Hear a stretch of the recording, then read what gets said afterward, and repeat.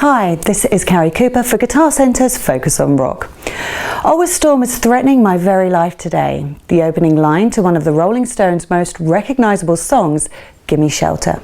It was the opening track on the band's 1969 album Let It Bleed, and some believe they've never produced a better record. At the time of writing Gimme Shelter, the Vietnam War was raging on, and imagery on people's TV screens across the world were burning violent images into the minds of the viewing public. Add to that the assassinations of Martin Luther King and Robert F. Kennedy and the brutal suppression of the Prague Spring, it's most likely all of these chaotic factors somehow contributed to the apocalyptic nature of both the album and the track. As Mick Jagger said, it's an end-of-the-world song.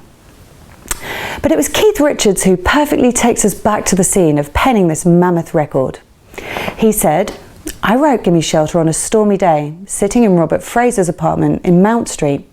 Anita Pallenberg was shooting Performance at the time, not far away. It was just a terrible effing day, and it was storming out there. I was sitting there in Mount Street, and there was this incredible storm over London.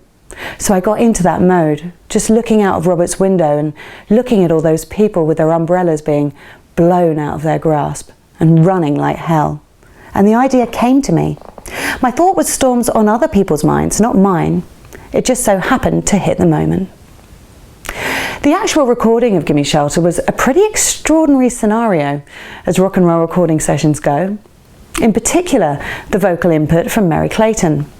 Apparently, the Stones were recording late one night in Los Angeles and summoned a very pregnant Clayton to the studio to sing the line, "Rape Murder, it's just a shot away." She did a take of her line and then decided to blow them out of this room. This time, she delivered a chilling vocal an octave higher, her voice cracking on Murder. This can be heard at the 3:04 mark. Now, though Gimme Shelter was never released as a single, the classic remains a staple of Rolling Stones live shows today.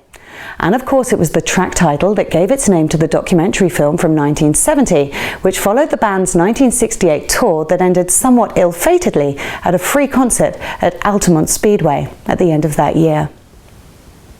Well, that's probably enough catastrophe for now, but perhaps let's just enjoy Gimme Shelter for what we can actually hear.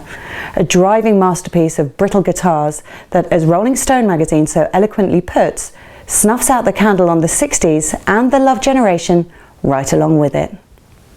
This is Carrie Cooper for Guitar Centre's Focus on Rock.